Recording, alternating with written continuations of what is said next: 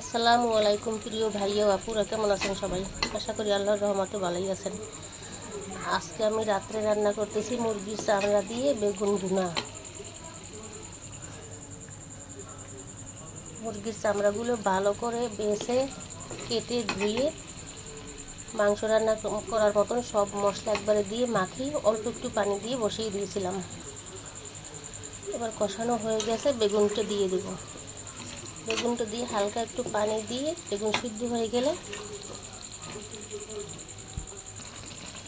হয়ে যাবে মুরগির চামড়া দিয়ে বেগুনের ভুনা।